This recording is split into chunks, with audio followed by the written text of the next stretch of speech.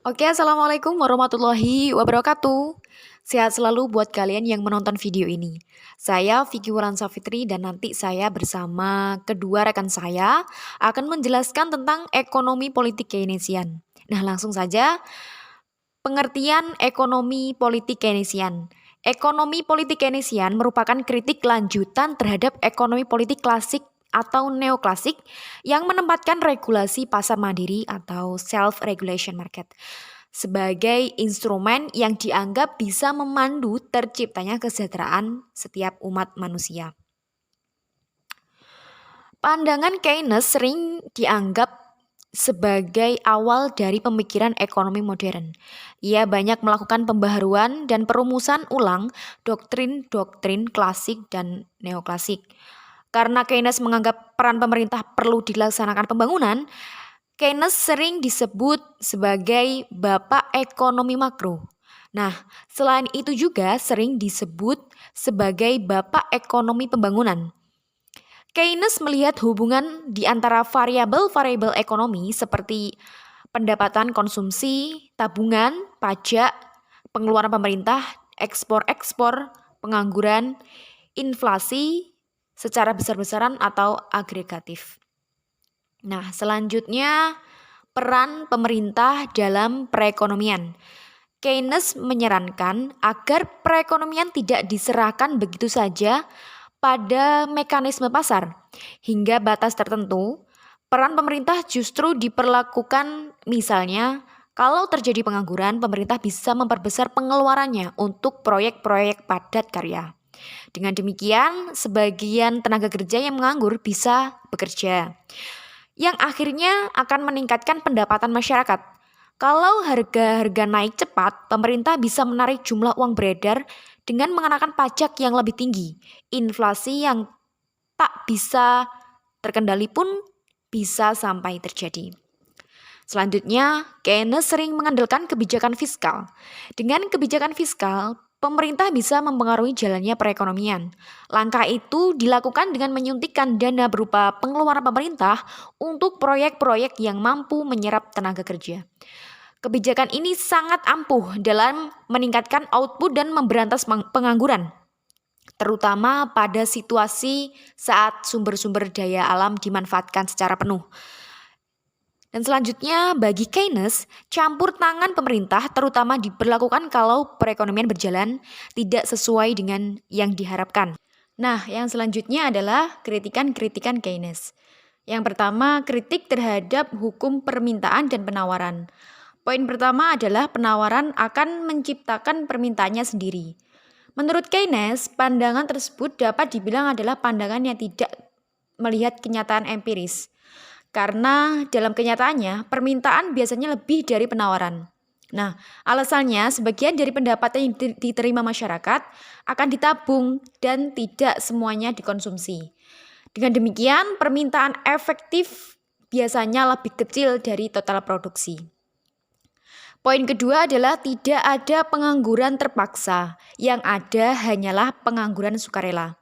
Kritik Keynes terhadap pemikiran klasik tersebut, teori klasik berpendapat bahwa pengangguran tercipta hanya karena orang tersebut keras kepala dan pilih pekerjaan. Keynes melihat bahwa teori tersebut betapapun logisnya tidak dapat diterapkan dalam dunia nyata. Para pekerja biasanya menolak penurunan upah sekalipun dengan berbuat demikian mereka harus kehilangan pekerjaan. Selanjutnya, kritik Keynes terhadap teori tabungan dan konsumsi. Pasar akan mengatur sedemikian rupa sehingga jumlah tabungan akan sama dengan jumlah investasi. Namun, menurut Keynes, sekali lagi pandangan itu tidak sesuai dengan kenyataan karena jumlah yang ditabung orang itu berbeda-beda dan tidak semuanya akan digunakan untuk investasi. Lalu kemudian ada kritik Keynes terhadap teori investasi. Untuk melakukan perubahan pendapatan, menurut Keynes jawabannya adalah investasi. Menurutnya, investasi mempunyai kekuatan pendorong yang luar biasa. Bahkan sekalipun investasi yang dilakukan tiap tahun hanya merupakan sebagian kecil saja dari pendapatan nasional.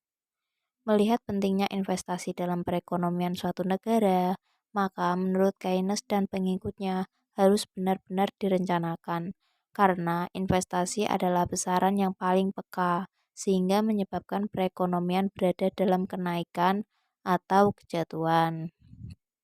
Fokus ekonomi politik Keynes. Fokus utama EPK atau ekonomi politik Keynes adalah terciptanya fokus utama stabilitas proses produksi dan pertumbuhan yang dilakukan oleh kelompok pemodal. Dengan aktivitas ini dipastikan kegiatan produksi sekaligus transaksi perdagangan yang dipelopori dengan aktor utama pemilik modal akan dapat mendonasikan pendapatan yang besar bagi negara. Internasionalisasi persaingan ekonomi merupakan kepercayaan lain yang tidak kalah. Kaum klasik dan neoklasik berpandangan sangat logis bahwa pemagaran persaingan ekonomi antar negara berarti melindungi praktik inefisiensi ekonomi yang digeluti oleh warga atau firma suatu negara. Pendekatan Keynesian memfokuskan pada ketidakstabilan proses reproduksi dan pertumbuhan dalam perekonomian kapitalis. Karena adanya beberapa faktor seperti yang akan dipaparkan nanti dalam bagian ini, perekonomian kapitalis mengandung proses-proses yang membuat reproduksi di dalamnya menjadi tidak stabil, sehingga tidak dapat diperkirakan secara pasti perkembangannya. Proses-proses yang menimbulkan ketidakstabilan ini membuat kita menjadi ragu tentang sejauh mana pasar yang meregulasi dirinya sendiri dapat dijadikan institusi bagi masyarakat untuk mengorganisir produksi dan distribusi barang. Keynes juga membahas tentang sirkularitas dari proses ekonomi, di mana dalam teori sirkularitas membahas tentang alur siklus produksi dan tenaga kerja, di mana uang dalam alur sirkular ini memainkan peran-peran penting, terutama ketika kita hendak menelaah apakah proses ini berjalan stabil atau tidak stabil, sehingga perlu menekankan bahwa semua pergerakan atau aliran dalam proses ini selalu melibatkan uang. Teori permintaan uang Keynes. 1. Fungsi uang tidak hanya sebagai media pertukaran, tapi juga sebagai penyimpan nilai. 2. Pengembangan Cambridge tentang adanya ketidakpastian dan harapan hanya fokus pada variabel suku bunga. 3. Orang memegang uang karena 3 motif. Motif transaksi, motif berjaga-jaga, dan motif spekulasi. 4. Keynes membedakan antara motif transaksi dan berjaga-jaga serta spekulasi, lalu mengakui adanya motif transaksi, tetapi motif spekulasi lebih penting pengaruhnya terhadap kegiatan ekonomi. Karya-karya Maynard Keynes. 1. Tahun 1913 menulis Indian Currency and Finance, memperlihatkan pada masalah-masalah moneter. 2. Tahun 1919 menulis The Economic Consequences of the Peace. Ia banyak mengkritik cara-cara yang digunakan oleh negara-negara yang menang Perang Dunia Pertama, yaitu Amerika Serikat, Inggris, Prancis, dalam menekan negara-negara yang kalah perang, yaitu Jerman. 3. Tahun 1922 menulis A Revision of the Treaty. Kedua buku ini ditulis sehubungan dengan pengalamannya sebagai delegasi Inggris. 4.